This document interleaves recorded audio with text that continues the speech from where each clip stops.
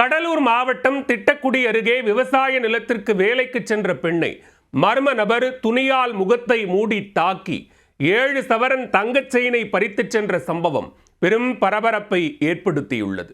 விவசாய நிலத்தில் புகுந்து ஆக்ரோஷ செயலில் ஈடுபட்ட செயின் பறித்த நபர் போலீசில் சிக்குவாரா?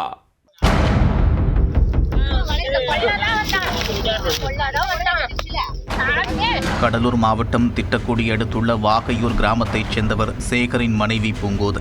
50 வயதான இவர் வழக்கம் போல தனது மக்காச்சோளம் விவசாய நிலத்திற்கு வேலைக்கு சென்றுள்ளார். அப்போது பின்புறமாக அவரை ஃபாலோ செய்து வந்த மர்ம நபர் திடீரென்று அவரது முகத்தில் துணியை போட்டு இறுக்கமாக பிடித்து கழுத்தில் அணிந்திருந்த 7 சவரன் தாலி செயினை பறிக்க முயன்றுள்ளார். அதில் செயினை பறிக்க விடாமல் தடுத்து போராடிய பூங்கோதையை மர்ம நபர் தாக்கியதுடன் கழுத்தை இறுக்கி செயினை பறித்து கொண்டு ஓடி உள்ளார். அதில் பூங்கோதை கத்தி கூச்சலிட்ட சத்தம் கேட்டு ஓடி வந்த பக்கத்து வீட்டுக்காரர்கள் மர்ம நபரை துரத்தி கொண்டு ஓடினர். ஆனால் செயினை இறுக்கமாக பிடித்து கொண்டு ஓடிய நபர் யார் கையிலும் சிக்காமல் அங்கிருந்து தப்பி ஓடினார்.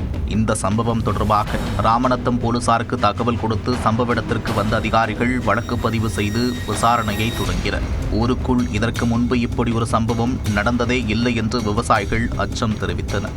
இரவு நேரமானாலும் பெண்கள் விவசாய வேலைக்கு சென்றுவிட்டு எந்த பிரச்சனையும் இல்லாமல் வீடு திரும்புவார்கள் என்று கூறும் மக்கள் தற்போது முகத்தில் துண்டை போட்டு கழுத்தை நெரித்து செயின் பறித்த சம்பவம் நடுநடுங்க வைத்திருப்பதாக பீதியடைந்துள்ளனர். சுற்றியும் காடு என்பதால் இந்த பகுதியில் சிசிடிவி கேமரா கூட இல்லை என்பதை முன்கூட்டியே தெரிந்து திட்டமிட்டு மர்ம நபர் பூங்கோதையிடம் செயின் பறிப்பில் ஈடுபட்டுள்ளார். தொடர் விசாரணை நீடித்து வரும் நிலையில் குற்றவாளி பிடிபட்டால் தக்க நடவடிக்கை எடுத்து நகையை மீட்டுக் கொடுப்போம் என்று போலீசார் உறுதியளித்துள்ளனர்.